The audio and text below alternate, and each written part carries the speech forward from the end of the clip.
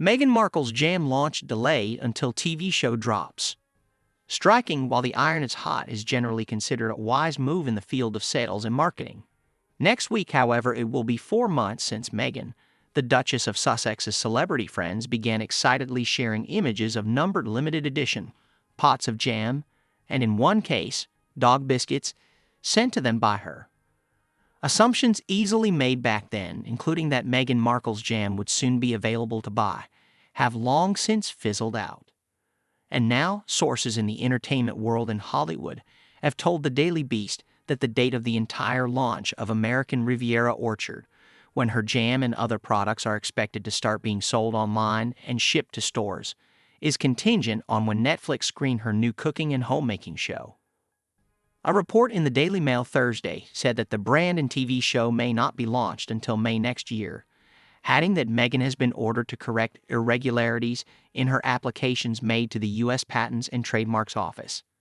The report also claimed that Netflix have now taken over all executive roles at the brand and are delivering deals with wholesalers, designers, growers, and retailers. One source, a senior entertainment executive, told the Daily Beast, "Everyone has to abide by Netflix's schedule these days. They are by far the biggest player in town." The source added there was literally no point in Meghan doing anything until Netflix were ready to act. However, the simple fact that consumers still can't buy any American Riviera Orchard products smacks to some of bad choreography. New York-based branding expert Norah Lawlor told the Daily Beast, "From a strategic and branding perspective, if you suggest you are going to launch something but then 4 months later nothing has happened, the world moves on." Fortunately for them, there has been so much going on in the world in the last 4 months that they could probably relaunch it, and no one would really notice. The bigger question is whether they have a real team on it, and whether that team has been able to negotiate the retail channel partnerships to get this into stores. Meghan was in the Hamptons recently at a Women in Business Summit. You have to wonder whether she was actually getting business advice, or if she was more concerned with projecting an image of a smart and savvy businesswoman. American Riviera Orchard poses similar questions.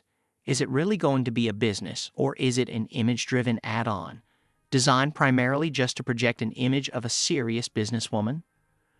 Certainly, Meghan's various initiatives and businesses in recent years have sometimes seemed to lack seriousness or follow-through.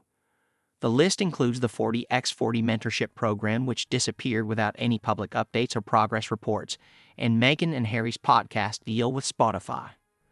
The Archetypes podcast, which set out to tackle the labels which hold women back, attracted plenty of buzz when it launched. Spotify did not release actual numbers, but it hung on to the top spot for 2 weeks, according to Variety, before audiences began switching back to favorites like Joe Rogan. Things turned sour, however, when the couple left Spotify and were ridiculed as grifters by executive Bill Simmons. Their Netflix output has also been slight so far, apart from the Harry and Meghan documentary, which was a huge hit but was primarily of interest to audiences because it was a gossip-laden first-person rehashing of their grievances with the royal family. Harry is currently making a show about polo and is rumored to be heading to the Hamptons to film before the summer is out. Still, one imagines they would very much like American Riviera Orchard, not to be another example of a high-profile launch followed by disappearance without trace.